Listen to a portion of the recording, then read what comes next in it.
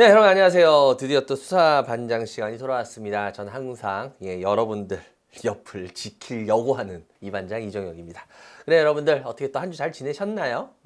아우 요즘 그냥 아주 그냥 웃음꽃이 피는 분들이 많을까요? 아니면 웃음꽃이 피는 걸 부러워하는 분이 많을까요? 일단은 나라의 중심이 다시 잡히면서 뭐 이래저래 어쨌거나 좋은 모습들이 나오는 거 저는 뭐 국민 한 사람으로서 일단 반깁니다. 그래야지 더 즐거운 소리를 또 많이 해드릴 수 있잖아요. 그죠? 그래요. 뭐 이게 언제까지 또 이렇게 계속 좋을지 안 좋을지 그건 모르지만 또 즐길 수 있을 때 또 즐기는 것도 나쁘지 않은 것 같아요. 그죠?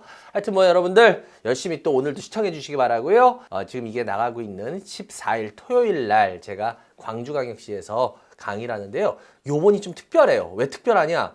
워낙은 제가 강의를 하면서 한 번도 오전에 강의를 해본 적이 없어요. 그런데 요번에 이제 오전 10시부터 강의를 시작합니다. 오전 10시부터 그러기 때문에 여러분들 기존에 오시던 대로 뭐 12시나 1시 막 이럴 때 오면 강의 끝납니다. 오전 10시부터이기 때문에 시간들 혹시라도 착각하시면 안 됩니다. 광주에 오네. 그리고 또 뭐 12시나 뭐 1시 이렇게 딱 오시면 이미 그때 거의 파장 분위기입니다. 그러니까 여러분들 10시부터니까 꼭 기억들 하시고요. 뭐 여러 가지 이야기들이 있겠지만 새로운 정권이 태어났기 때문에 정권에 관련돼서 주식시장의 이반장에 대한 생각들 들어보고 싶으신 분들 많으시잖아요. 그런 부분들이 아마 오늘 공개될 겁니다. 그러니까 여러분들 와서 들으시기 바라고요. 그래요. 오늘도 열심히 출발해 봐야겠죠.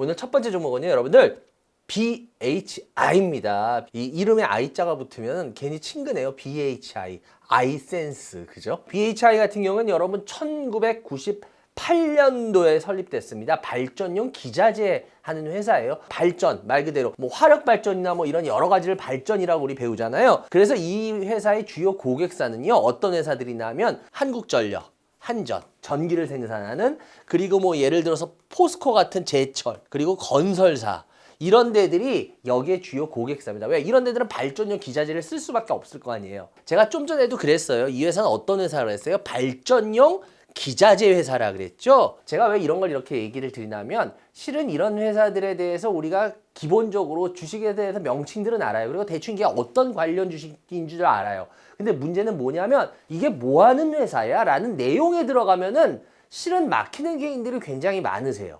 그냥 발전용 뭐 기자재, 뭐 원자력 뭐 이렇게 뭐 관련주? 뭐 이래요. 그런데 이게 진짜 왜 어떤 회사고 뭘 어떻게 해서 왜 그런지에 대한 부분들을 우리가 너무 모르더라는 거예요. 개인들이. 그래서 제가 그런 부분들을 지금 여러분들한테 짚어드리는 거예요. 이 발전용 기자재는요, 여러분들 주기기하고요, 보조기기로 나눠요.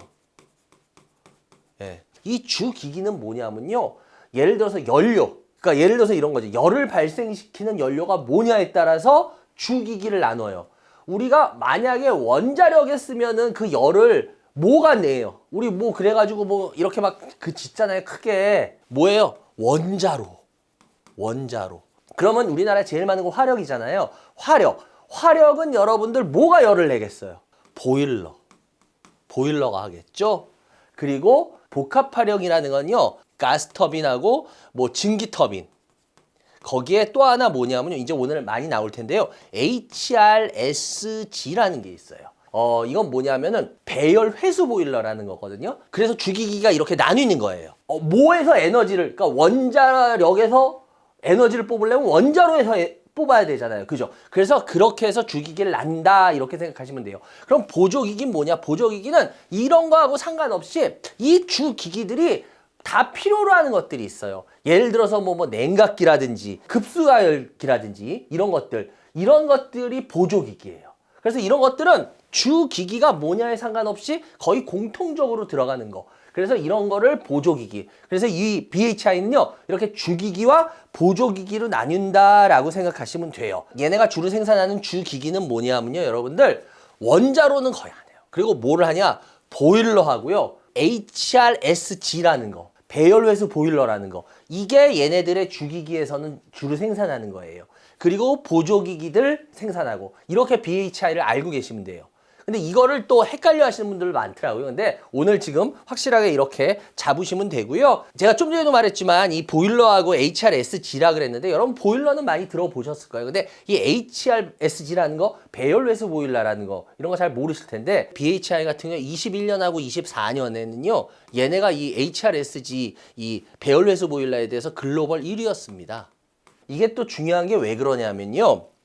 미국이 지금 여러분들 LNG를 많이 에너지원으로 점점 쓰고 있는 거 아세요? LNG? LNG를 바탕으로 해서요, 얘네가 복합화력을 지금 계속 늘리고 있습니다. 그렇게 되면 복합화력엔 제가 뭐라고 했어요? 가스터빈, 증기터빈, HRSG라는 거. 이게 3대로 아주 제일 중요하거든요. 근데 얘네는 이게 뭐예요? 글로벌 1위 업체였잖아요. 작년에. 그러면 미국에서 LNG를 바탕으로 복합화력을 많이 하면 HRSG를 많이 쓸 수밖에 없겠어요? 아니겠어요. 많이 쓸 수밖에 없겠죠. 그래서 얘네 같은 경우에 미국에서 이 LNG를 이용한 지금 에너지 수요가 늘고 있어가지고요. 이런 경우에 굉장히 큰 혜택을 보고 있습니다. 얘네들 매출 비중을 보면요. HRSG가 얘네들의 거의 비중의 70%예요. 매출에. 그리고 15% 정도가 보일러예요. 보일러. 그리고 나머지 15%가 기타. 이 BHI에 대해서 많이 아시는 것 같은데도 모르시는 분들이 많으세요. 왜? 이 회사가 주로 만드는 HRSG라는 게 어디에 들어가는지도 모르시는 분들이 많거든요. 근데 요번에 이렇게 확실하게 알아두시면 됩니다. 과거에는요, 이 보일러가요, 한국중공업이라고 있었어요. 한국중공업이 지금 어떤 회사로 바뀐지 아세요? 바로 두산 에너빌리티. 두산중공업이 두산 에너빌리티로 바뀌었죠. 그 전신이 한국중공업입니다. 이 한국중공업 혼자서 이게 한전에 독점적으로 공급을 했었어요. 보일러를. 그러다가 이 BHI가 이게 언제 이렇게 됐냐면 영국의 그 에너지 엔지니어링 기업이 있거든요. 그 아멕포스터 휠러라는 회사예요. 얘네가 2005년도에요. 기술 제휴를 합니다. 그때부터 이제 얘네가 보일러하고 이 HRSG라는 거 있죠. 배열회수 보일러. 이거를 설계하는 이 기술을 가지게 돼요. 그러니까 얘네가 이걸 갖게 된 건 2005년부터밖에 안 돼요, 실은. 그런데 HRSG에 대해서 글로벌 1위까지 올라왔다는 거죠. 그러니까 솔직히 BHI가 성장할 수 있는 포인트는 분명히 굉장히 큰 거는 있었습니다. 제가 아까도 말했지만 아멕 폴스터 휠러라는 그 영국 회사한테 얘네가 기술을 받았다 그랬잖아요. 근데 2020년에요. 얘네가 완전히 인수를 받습니다. HRSG 원천 기술을 얘네가 2020년에 완전히 받게 되거든요. 근데 이게 받게 되는 게 왜 중요하냐면요. 이 원천 기술을 갖고 있는 게 세계적으로 4회사밖에 없어요. 그래서 얘네 이 BHI가 실은 여러분들 기술력이 굉장한 회사입니다. 근데 이게 기술력 이런 거에 비해서 너무 예전에 주가가 못 갔던 게 있었어요. 원자력이니 뭐 할 때마다 한번 테마식으로 조금 오르다 말고 이런 식이었거든요. 그러다가 이제 요즘에 좀 그렇게 오르는데 일단 이 회사 같은 경우에 여러분들 발전 산업은 여러분 국가의 기간 산업인 거 아시죠? 에너지라는 거 이거 당연히 이건 수요가 계속 늘 수밖에 없어요. 왜냐? 여러분들 보십시오. 지금 뭐 조금만 해도 뭐 다 뭐 자동으로 하고 뭐 AI고 뭐 다 되잖아요. 걔 어떻게 해요? 뭐 우리 같이 밥을 먹어요? 아니 뭐 고기를 먹어요? 다 에너지원이 뭐예요? 쉽게 말하면 뭐 전기라든지 이런 거잖아요. 그럼 그런 거는 이런 데서 생산을 해야 된단 말이야. 그렇기 때문에 이쪽은 계속 발전은 늘어날 수밖에 없죠. 특히나 이 기간 산업이기 때문에 이런 쪽은 국가에서 높은 기술력을 요구해요. 또 돈도 투자도 많이 들어요. 그렇기 때문에 이런 쪽은 진입장벽이라 그러거든요. 뭐 진입장벽이 높다 낮다 그래서 신규 회사들이 쫓아올 수 있게 없게 이런 얘기 하잖아요. 그래서 얘네들이 하는 이쪽은요, 이 발전 사업 쪽은요, 진입장벽이 상당히 높습니다. 그래서 신규 애들이 함부로 못 들어와요. 신규 애들이. 그래서 어떻게 보면 여기는 한번 이렇게 딱 갖춰놓으면 수익은 자동으로 좀 이렇게 들어오는 이런 산업이라고 좀 보셔야 돼요. 글로벌리 하더라도 지금 발전 수요는 계속 꾸준하게 늘고 있죠. 왜 그럴까요, 여러분? 제가 좀 전에도 몇 주 동안 상담할 때마다 나오잖아요. AI면 뭐예요? 데이터 센터. 데이터 센터 때문에 난리잖아. 그래서 뭐 전선주도 날리고 못도 날리고 다 이게 그래서 그런 거잖아요. 그러려니 어떻게 돼요? 전력이 많이 필요하겠습니까? 아니겠습니까? 폭발적으로 전력은 계속 필요해요. 그러니까 이 발전 사업이라는 게 실은 상당히 매력적이에요. 실은 그래서 이 회사 주가가 이렇게 올라갈 수밖에 없었던 이유가 전력을 많이 필요로 하는데 그거에 있어서 대줄 수 있는 어떻게 보면 이게 뭐 원자력이니 화력이니 뭐 예를 들어 복합화력이니 이런 거에 다 해당하는 거기 때문에 결국 주가가 예전에 이렇게 못 갔던 게 실은 굉장히 안타까웠던 회사 중에 하나예요. 근데 이제 제대로 대접을 받고 있다는 건 분명히 아셔야 됩니다. 석탄화력 같은 경우에 이거는 사용 기한이 있습니다. 이 보통 우리 이 사용 기한이 몇 년에서 잡냐면 한 30년으로 잡아요. 그런데 이 석탄 화력들이 또 언제 많이 지어졌냐면요. 1980년에서 90년대 많이 지어졌습니다. 그럼 지금 30년이 이제 돌아오고 넘어요. 그렇기 때문에 이렇게 되면은 이런 발전소들을 이제 폐쇄해야 돼요. 사용기한이 거의 다 됐기 때문에. 그럼 지금 석탄 화력을 짓겠어요, 안 짓겠어요? 이게 뭘로 될까요? 아까 미국이 어떤 발전소를 짓는다 그랬어요? LNG라 그랬죠. LNG가 뭐예요? 천연가스죠. 천연가스. 지금 이렇게 30년 기한들 된 이 석탄 화력들이요. 이렇게 LNG, 천연가스를 바탕으로 한 복합 화력들로 바뀌고 있어요. 근데 아까도 말했잖아. 복합 화력에는 뭐가 들어갔고? 가스터빈, 증기터빈, 또 하나는 뭐야? HRSG. 근데 HRSG의 글로벌 1위가 어디야? BHR. 그러니까 주가가 올라갈 수밖에 없는 거예요. 예전에 너무 푸대접 받았죠. 푸대접이 이제 대접을 받는 걸로 바뀌는 거예요. 그래서 국내에서도요, 여러분들 지금 한국 표준형으로 해가지고 어때요? 가스 복합 발전 사업에 대한 그 표준형을 정했죠. 근데 거기에도 가스니까 뭐가 들어가? HRSG가 들어가겠지. 맞아요. 얘네가 그 HRSG, 배열로해서 보일러를 얘네가 그 제작사로 같이 참여하고 있어요. 그래서 BHR 같은 경우에 실은 굉장히 매력은 많은 회사예요. 이런 쪽으로 본다면 국내에도 여러분들 이 노후화된 석탄 화력 발전소가 몇 개 정도 있냐라고 하면 약 28기가 있어요. 28기면 어떻겠어요? 이게 무슨 뭐 애들 뭐 조그만 무슨 뭐 장난감이겠어요? 아니죠. 어마어마하게 크겠죠. 그 28기가 앞으로 점점 향후 어떻게 되겠까요? 다 복합 화력으로 바뀌어요. 그럼 어떻게 될까? 얘네들은 매출은 제가 봤을 때 계속 잘 나올 수밖에 없는 부분은 분명합니다. 그리고 얘네 같은 경우에 여러분들 또 국내 EPC 업체들 있죠? 국내 EPC. 여러분 EPC가 뭐예요? 그 설계 해가지고 공사하고 이런 것까지를 다 한쪽에서 다 하는 걸 EPC라 그러잖아요. 근데 국내 EPC에서 여러분들 아시죠? 뭐 삼성이라든지 포스코라든지 이런 데들이 국내 EPC에 잘하는 업체들이잖아요. 그러니까 얘네들이 지금 어때요? 해외에 계속 이런 거를 지어주러 나간단 말이야. 그럼 그때 어떻게 되겠어? HRSG, 글로벌 1위 하는 BHI는 당연히 같이 낑겨 나가겠지. 그래서 이 국내 EPC 업체들이 지금 글로벌에서 이런 전력 수요들 때문에 많이 지금 지어달라고 이제 점점 이게 들어오고 있거든요. 그래서 얘네는 자동적으로 국내 EPC가 많아지면 같이 많아집니다. 매출이. 그래서 이런 부분도 얘네는 굉장히 혜택을 보고 있다라고 봐야 됩니다. 그리고 요번에 여러분들 어때요? 요번에 그 이재명 대통령도 그 어느 나라 국가 원수하고 통화했었죠. 계약 때문에. 무슨 계약이에요? 여러분 요번 주에 뉴스 보셨을 거예요. 체코 원전 말 많았죠. 결국에 지금 계약되면서 그 통화했다는 기사도 여러분 보셨을 거예요. 뉴스도. 체코는 원전이면 HRSG가 아니잖아요. 여러분 이런 생각이 지금 빨리 드셨어야 돼요. 이 생각이 안 드시면 안 돼요. 체코하고 이거하고 무슨 상관이지? 이 생각이 안 드셨으면 여러분들 지금 제 얘기를 들으시면서 여러분들이 너무 그냥 하고 그냥 얘기만 듣고 있는 거였어요. 맞아요. HRSG가 아니라요. 제가 얘네들 아까 HRSG는 뭐에 들어가요? 주기기에 들어가잖아. 근데 얘네들이 주기기 말고 또 뭐가 있었어? 보조기기가 있었지? 얘네 체코 원전에 보조기기가 들어가요. 그래서 이것도 얘네들이 혜택을 보는 부분입니다. 그리고 얘네 같은 경우에 지금 계속 아까도 말했지만 막 HRSG 뭐 이런 거 보일러 그리고 이런 보조기자재 이런 것들 이외에요. 얘네가 지금 계속 지금 새로운 쪽으로 계속 더 진출을 하고 있어요. 암모니아 혼소 발전이라는 거 하고요. 그리고 여러분들 요즘 시끌시끌한 거 뭐예요? 좀 관심 많았던 거. SMR. 소규모 원자력. 중소원자력. 이런 쪽으로 얘네들이 계속해서 지금 사업 영역을 넓혀가고 있습니다. 그래서 이런 쪽이 분명히 좋은 건 맞아요. 그럼 지금 제가 쭉 했던 얘기를 들어보면 이 회사 굉장히 좋네. 와, 이 회사 앞으로도 뭐 끝내주겠네 라고 생각하실 거예요. 근데 문제는 뭐냐면요. 이 회사 주가가 지금 보시다시피 그래요. 어때요? 되게 많이 올랐죠. 이거를 한번 주봉이나 월봉으로 긴 거리로 해서 보면 어때요? 그러니까 내가 그랬잖아. 푸대접 받았다고 실은. 이럴 때만 했어도 이게 진짜 사놓고 기다리고 있으면 그래요. 언젠가 한번 오르겠지라고 한번 기대라도 할 수 있겠어. 근데 지금은 보세요. 지금 몇 배가 올랐는지. 주로 놀던 가격대가 얼마예요? 한 6,000원? 7,000원에서 지금 42,000원, 5,000원. 그럼 몇 배입니까? 7, 6, 2, 42, 6배. 근데 이것도 얼마 만에 거의 올랐어요? 1년도 안 걸렸어요. 근데 이게 과연 6배인데. 물론 그래요. 누가 그러더라고. 반장님, 이런 데서 다시 가잖아요. 그래요. 근데 제가 항상 말하지만 여러분들 솔직하게 말하면 2배에서 3배는 아리까리예요. 이게 많이 올랐다고 표현하기가 요즘 힘들어요. 제가 전에부터 얘기했는데 이게 옛날에는 여러분들 상한가가 15%였잖아요. 15%일 때는요. 2배에서 3배면 많이 오른 게 맞아요.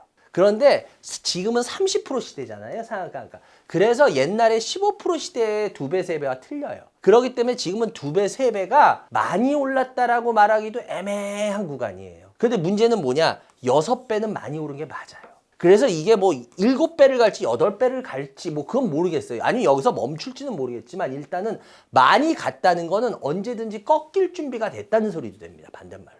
그렇기 때문에 여기서 물론 더 갈 수도 있지만 언제든지 꺾일 준비가 됐다는 소리가 되기 때문에 이런 2-3배 갔을 때야 이 6배가 갔을 때는 여러분 틀려요. 분명히 주식이. 보통 보면 이런 분들이 어떤 이렇게 자신감을 갖냐면 이렇게 해서 이렇게 됐을 때 또 가니까 이거 봐 이렇게 올랐을 때 또 갔기 때문에 괜찮아 하고 그냥 무조건 들어가시거든요. 근데 문제는 뭐냐? 재수가 좋으면 먹을 수도 있겠죠. 그런데 제가 말씀드렸지만 여기 할 때만 해도 이럴 때는 2-3배예요. 예를 들어서. 근데 이럴 때는 지금 6배예요.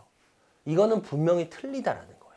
이거 지금 제가 쭉 말씀드렸던 이런 부분만으로 해서 너무 좋게 보신다라는 거 그것도 좀 위험한 게 아닌가. 제가 봤을 때 이제 물량을 뭐 다 갖고 계시기보다는 그래도 좀 줄여놓고 또 마음 편하게 보시는 게 낫지 않겠냐 이런 말씀을 드려보겠습니다. 오프라인 무료 주식 강연 찾아가요 이반장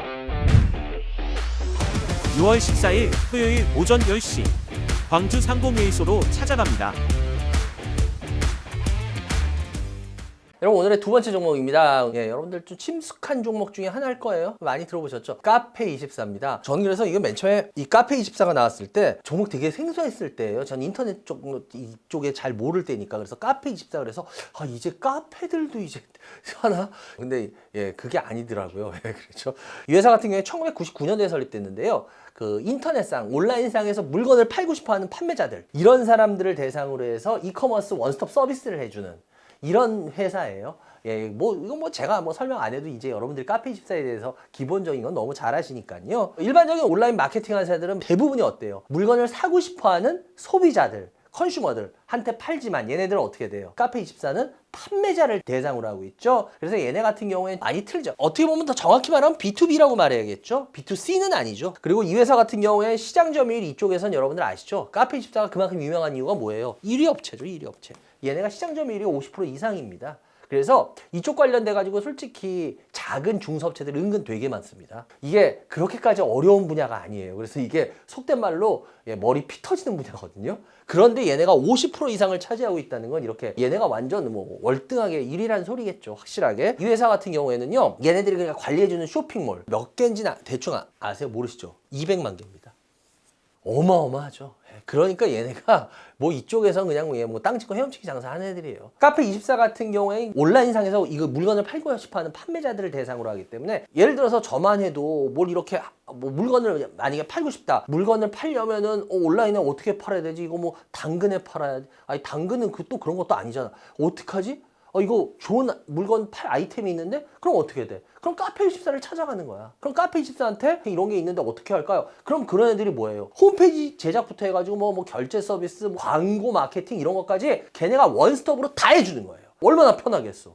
나 이런 아이템이 있어서 이런 물건을 팔고 싶어요 했는데 들어보고 그래요? 그럼 광고는 어떻게 하고요? 어떻게 구축을 하고요? 어떻게 결제 시스템을 가져가고요? 이런 거를 카페24가 다 해줘.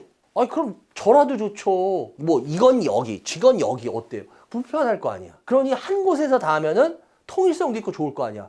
그래서 얘네들이 굉장히 이거를 잘 이쪽을 공략했어요. 그래서 이거에 아주 성공한 업체라고 보시는 게 맞고요. 그리고 이런 다양한 부가 서비스를 하면서 얘네들은 공짜로 해주면 얼마나 좋겠어요. 저같이 이렇게 강의도 공짜로 하고 저 오프라인 강의 공짜잖아요. 그 강의 와서 여러분들 얼마나 돈 되는 내용을 많이 듣고 가십니까? 솔직하게. 어쨌거나 이렇게 공짜로 이것도 해주면 좋은데 이건 공짜가 아니에요. 이렇게 온라인 쪽으로 뭘 하고 하려면은 돈이 들어갈 수밖에 없어요. 그건 당연한 거고 유지 비용이 들어가죠. 그렇기 때문에 얘네들은 그런 거에 대해서 수수료를 받을 수밖에 없고 그리고 이게 또 판매자가 이렇게 해가지고 잘 팔리면 어떻게 돼요? 점점 부가 서비스나 판매액도 늘면 얘네들의 수수료도 당연히 커지겠죠. 그래서 어떻게 보면은 자기네들 고객인 판매자들하고 얘네하고 같이 성장하게 가는 그런 구도예요. 그래서 얘네들의 사업 어떤 이런 구도나 아이템들 보면 전 참 이런 부분은 마음에 들어요. 왜냐? 같이 커가는 부분들이니까 이런 부분들도 좀 잘 생각하셔야 되고요. 그리고 얘네 같은 경우엔 제가 아까도 말했지만 경쟁 회사들이 꽤 있어요. 이쪽이 좀 머리 박 터지는 분야인데 경쟁사 대비 얘네들이요 굉장히 뛰어난 경쟁력을 갖고 있는데 6. 얘네가 366개 어플리케이션을 갖고 있습니다. 어플리케이션을 366개나 갖고 있다면 여러분 보세요. 어플리케이션 한두 개, 두세 개 갖고도 하는데 366개 어플리케이션을 갖고 있기 때문에 이거는 경쟁사 대비 압도적입니다. 그래서 얘네 같은 경우에 이런 경쟁력이 이쪽으로 상당히 강한 거는 분명하다는 거 우리가 알아야 될 것 같고요. 국내 이커머스 시장은 솔직히 말해서 할 사람들 다 했어요. 여러분들 지금 이커머스 안 해보는 사람 있습니까? 거의? 엘리베이터 탔는데 꼬마애도 뭐 이거 이커머스로 이게 되나 봐요. 자기 거 이렇게 막 시키더라고요. 이렇게 봤는데 제가 왜 그걸 기억하냐면 야 나보다 낫다. 나는 그런 거 할 줄 잘 모르는데 꼬마애들이 나보다 훨씬 낫네. 그리고 제가 놀랬던 적이 있는데 어쨌거나 이커머스 이렇게 할 사람들은 다 하잖아요. 그 소리는 뭐예요? 국내 이커머스 쪽으로는 판매액이나 이런 게요. 조금씩 막 늘고 막 이래요. 근데 이건 뭐냐면 자연 성장률이라 그래요. 이게 자연 성장률이라는 게 뭐냐면 생활비 예를 들어서 누가 그러잖아요. 아무것도 안 사고 숨만 쉬어도 생활비 얼마 들어가요. 똑같은 거예요. 가만히 있어도 조금씩 늘어나요. 그런 게. 그게 자연 성장률이라고 그러거든요. 그래서 그건 성장률의 의미가 없습니다. 그러니까 지금 우리나라 이커머스가 국내적으로 따지면 이 자연 성장률에 들어가 있어요. 그래서 국내 이커머스 쪽은 더 이상 시장이 커지긴 어렵습니다. 예, 우리나라 인구와 뭐 경제력 이런 거 한계치라는 게 있거든요. 그래서 이런 게 한계 있기 때문에요. 더군다나 얘네들 지금 보세요. 네이버 아시죠? 쿠팡 이런 애들 대형 업체들이 계속 들어왔잖아요. 계속 뺏어가잖아요. 그래서 국내 배경적으로 따지면 굉장히 불리한 지금 환경으로 들어가 있어요. 이거는 우리가 지금 기억을 해야 되고요. 얘네들이 2023년 말부터 갑자기 주가가 쭉 하고 올라가죠. 이게 분명히 이유가 있을 거야. 이렇게 된 뭐 워낙 이런 거 뭐 사람들한테 원스톱 서비스 이런 거 만들어줘도 이게 주가가 진짜 별 볼 일이 없었어요. 주봉 보세요. 진짜 계속 몇 년 동안 그냥 해. 그러다 그냥 이 회사 완전 끝나는 줄 알았는데 2023년 후반기부터 이렇게 쭉 올라와요. 뭔 일이 있었을까 도대체? 뭔 일이? 바로 여기에 또 일이 생겼죠. 22년 말에. 뭔 일이 생기냐? 바로 이 회사를 결정적으로 이렇게 만들어진 유튜브 쇼핑을 얘네가 하기 시작합니다. 유튜브에서 이 쇼핑 카테고리 탭이 딱 있어가지고 그걸 통해서 뭐예요? 크리에이터들. 누가 저한테 안 그래도 얼마 전에 그걸 물어보더라고요. 반장님 그 유튜브 크리에이터 하세요? 이래요. 낯간지럽게 제가 유튜브 크리에이터라고 얘기하기도 그렇고 아니 그냥 그걸로 그냥 하긴 하는데 저희 크리에이터는 아니에요 그랬어요.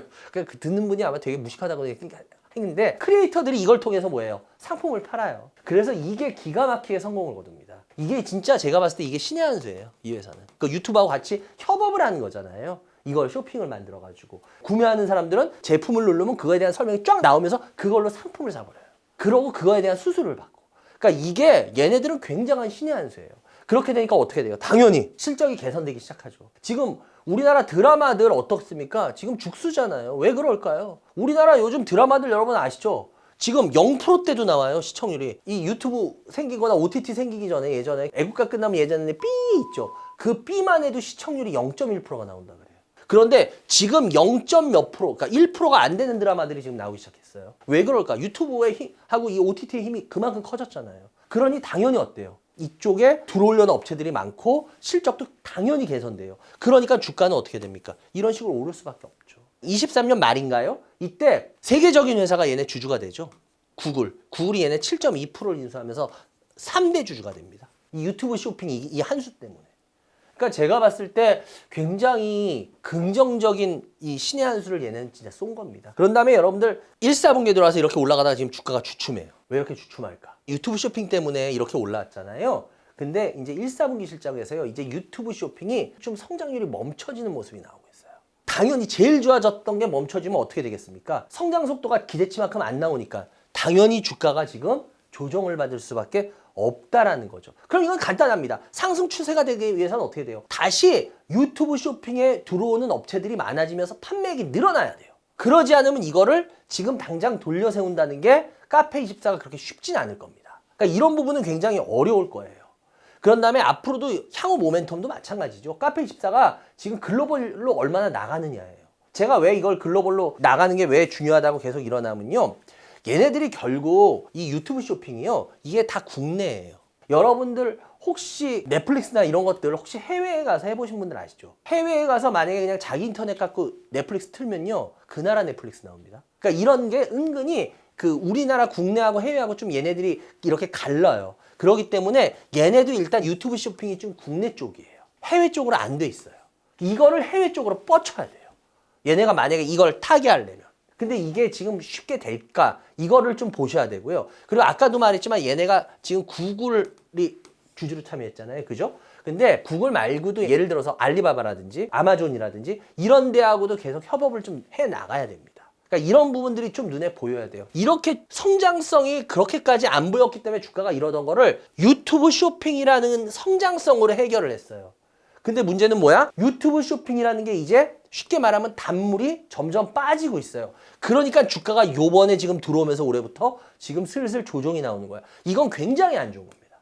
성장의 모멘텀을 찾았다가 그 성장의 모멘텀이 약해지고 있는 거라서 이거를 뚫어내야 됩니다. 만약에 이거를 함부로 못 뚫어내면 얘는 주가가 이제 여기서 상당히 좀 어려움을 겪을 거예요. 카페24 갖고 계신 분들 질문 한두 분 들어오셨는데요. 이게 만약에 성장의 열쇠를 못 찾고 이건 못 돌려 세운다 그러면은 이제 여기서는 좀 정리를 해주시는 쪽으로 카페24는 가는 게 오히려 더 안전한 전략이 아니냐. 이걸 가지고 모험적인 전략을 짜는 건 좀 아닌 것 같아요. 그래서 안전한 전략으로 가자라는 말씀을 드려보겠습니다.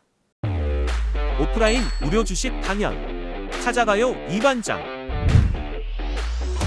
6월 14일 토요일 오전 10시 광주 상공회의소로 찾아갑니다.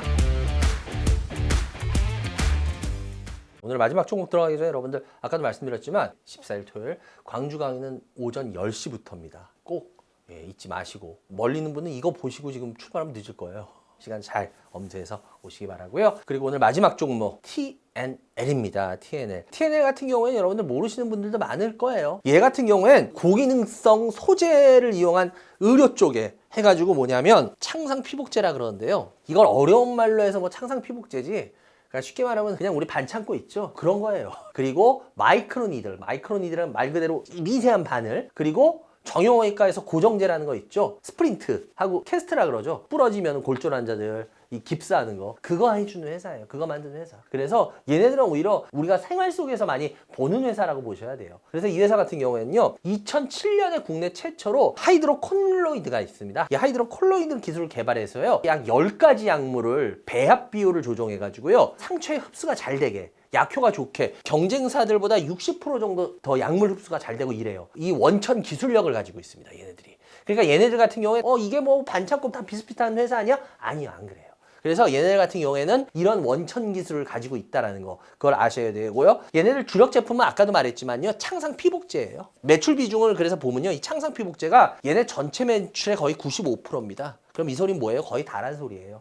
그럼 이 95% 중에 80%는 뭐냐면 하이드로콜로이드예요. 그리고 폴리우레탄 폼 그게 또 한 10% 정도 돼요. 근데 이 하이드로콜로이드하고 이 폴리우레탄 폼이라는 거 이거 합쳐져서 뭐냐면요 반창고 데일밴드인데 좀 고급스러운 데일밴드 있죠. 그거예요. 딱지들 지잖아요 상처 나면. 그죠? 그 딱지 때문에 흉터가 남는 거 아시죠? 여러분들 어렸을 때 기억나세요? 악기진기 빨간 약까지 하잖아요. 그럼 그 다음에 어떻게 돼요? 딱지 생기죠. 근데 또 우리 학교 다닐 때 여러분 어렸을 때 기억나시죠? 저도 그랬지만 그 딱지 꼴을 못 보죠. 막 아프면서도 막 뛰죠. 막 어른들이 뭐라 그래요? 그 딱지 떼려면 뛰지 마 이러죠. 그거 뛰면 흉터 남아 이러잖아요. 자연스럽게 떨어지게 냅두라 그러잖아. 근데 그게 안 되잖아. 그래서 그걸 막기 위해서 요즘엔 뭐예요? 밴드 중에 고급 밴드들 보면은 액체 같은 걸로 부풀어 오르죠. 그런 다음에 그게 다시 꺼지죠. 그게 창상 피복제예요. 자기 스스로 오염물질부터 지켜주면서 진물이나 이런 것들을 다시 체내 흡수시켜요. 그러면 딱지가 안 진단 말이야. 그 원리, 그게 창상 피복제예요. 얘네는 그걸 하는데 하이드로콜로이드라는 기술을 가지고 얘네들이 한다는 거예요. 이 마이크로니들이라는 것도 나중에 한번 얘기할게요. 마이크로니드라는 건 아주 세밀한 침을 이렇게 해가지고 그 몇십 개를 이렇게 갖다 붙이는 건데 말 그대로 조그만 바늘을 통해 가지고 피부층을 통과해 가지고 그 약물 전달하는 이게 새로운 시스템이잖아요. 근데 요즘 이런 거 좀 있어요. 가끔씩 나와요. TNL 같은 경우에는요. 얘네가 2018년도입니다. 2018년도에요. 미국의 히어로 코스메틱이라는 데가 있어요. 히어로 코스메틱. 얘네를 통해 가지고 얘네가 미국에다 뭐를 파나 하면요. 되게 유명한 겁니다. 마이티 패치라는 게 있어요. 요즘 약국에 가면 가끔 보실 거예요. 여드름 붙이는 패치 아세요? 붙이면 이렇게 여드름 없어지게 하고 하는 거. 저희 때만 해도 그런 거 없었어요. 그래서 여드름 짤 때 애들이 모나미 볼펜 여러분 기억나세요? 여기 이렇게 딱 누르면 여기 심 나오잖아. 그럼 이제 심 안 나오게 이렇게 딱 했을 때 볼펜이 이렇게 있잖아. 그럼 어떻게 해? 거기다 대고 딱 하면 딱 여드름 터뜨리고. 예, 근데 이게 어떻게 보면 이 마이크로 니들의 원조격이에요. 애들이 참 그거 보면 똑똑했던 것 같아요. 그러니까 이런 식으로 여드름 패치예요. 여드름 트러블을 없애주는 패치. 이게 마이티 패치거든요. 이게 완전히 미국에서 이게 히트를 칩니다. 그래서 얘네 같은 경우에 2022년에 히어로 코스메틱이라는 데가 미국의 그 처치 앤 드와이트라는 데가 있어요. 처치 앤 드와이트. 이 회사가 C&D입니다. 약자가 C&D라는 회사인데 되게 유명한 회사입니다. 이 C&D라는 회사하고 합병이 돼요. 그래서 C&D 히어로라고 바뀌거든요. 근데 이 C&D라는 회사가 여러분들 우리나라로 따지면 LG 생활건강이에요. 생활용품들 다 전반적으로 파는 회사입니다. 얘네들이 그러다 보니까 유통망이 LG 생활건강도 유통망 어마어마하죠. 얘네들이 유통망이 어마어마합니다. 글로벌적으로도. 근데 얘네가 이걸 통해서 이 마이티 패치를 팔았어요. 근데 이 마이티 패치가 여러분들 미국 애들 보면은 어때요? 청소년 애들 여드름 엄청 많이 나죠. 특히나 걔네들은 우리나라보다 여드름이 더 많이 납니다. 여드름이 뭐예요? 피지 모공 같은데 피지가 끼는 거잖아. 근데 걔네들은 우리나라보다 어떻게 돼요? 더 많이 육식을 하고 이러니까 더 많이 끼겠죠. 그러니까 우리나라보다 실은 이런 여드름 패치가 훨씬 반응이 좋을 수밖에 없어요. 그래서 얘네들이 이 유통망을 통해 가지고 어떻게 돼요? 엄청나게 마이티 패치가 많이 팔려나가면서 그러면서 또 뭐가 될까요? 월마트라든지 예를 들어서 코스트코라든지 이런 데로도 얘네들이 유통망을 다 갖고 있거든요. 그러니까 어떻게 됐을까? 당연히 많이 팔리죠.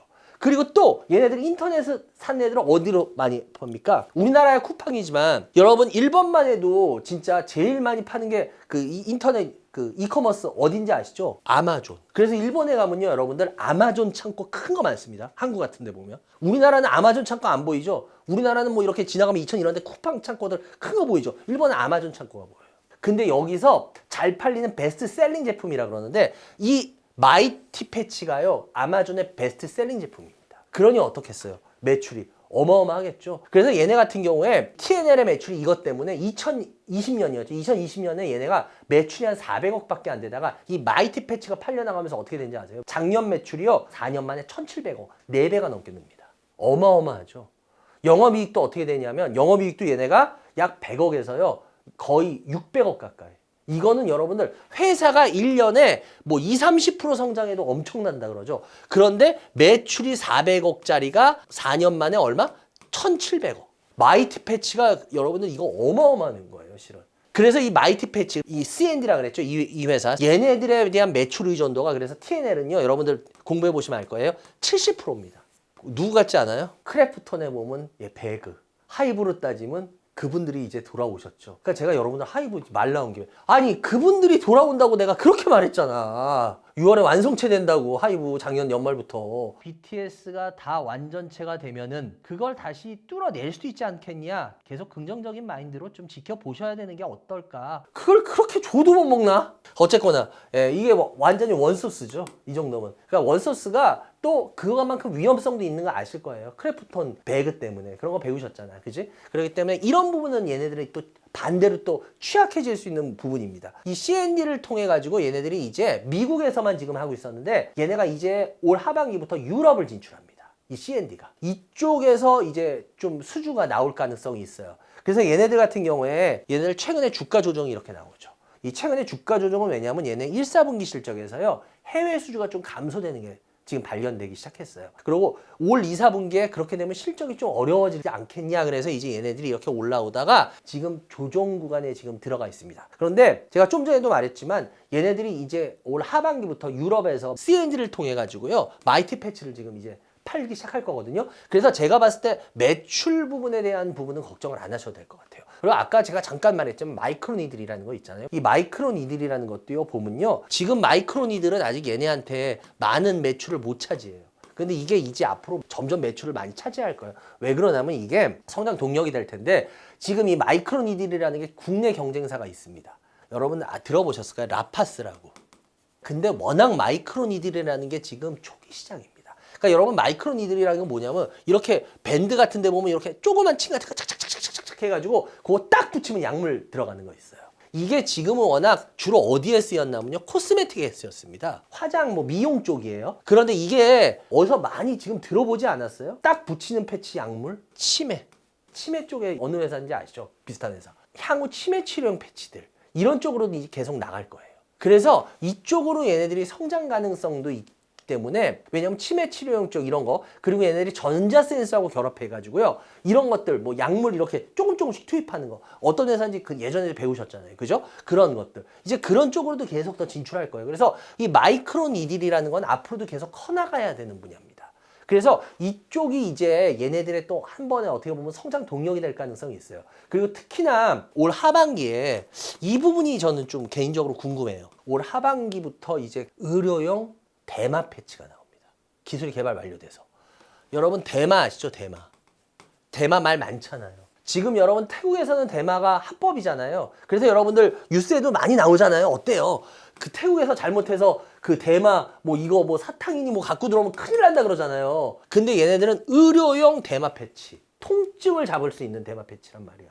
굉장히 이거 어떻게 보면 우리나라에 있어서 물론 이거 관리를 하겠죠. 그렇지만 이 부분이 또 되게 신선할 수 있는 부분이거든요. 근데 주식에선 신선함이라는 게 굉장히 좋은 재료감이 됩니다. 그래서 이 부분이 과연 조정을 받고 나면은 한번 이슈화될 수도 있지 않겠냐. 이런 부분을 전 좀 생각을 해봐요. 왜냐면 이 대마라는 게 제가 주식시장에서 있어 보면 대마 관련돼서 옛날에 미국에서도 그렇고 이런 것들이 있을 때 주가가 한 번씩 움직인 경우가 많거든요. 근데 이 부분도 과연 어떻게 시장의 반응을 보일지 개인적으로는 좀 저도 궁금합니다. 그래서 어찌 됐건 간에 이런 부분들 생각해 본다면 지금 주가 흐름도 이렇게 보면 지금 조정을 좀 나오고 있는데요. 지금 뭐 그렇게까지 과격하진 않아요. 그러니까 주가가 오히려 좀 조정이 나오고 나면 이제 하반기에 제가 아까도 말했지만 의료용 대마 패치 이런 부분들이 있다면 오히려 조정이 나오고 나면 더 매력적으로 바뀌지 않겠냐라는 부분을 좀 말씀을 드려볼게요. 그래서 이거 갖고 계신 분이라면은 이미 정리를 못했다라고 한다면 조금 더 밀리더라도 차라리 정리하지 마시고 대마 패치 같은 거 하반기에도 있으니까 차라리 그냥 좀 더 지켜보시다가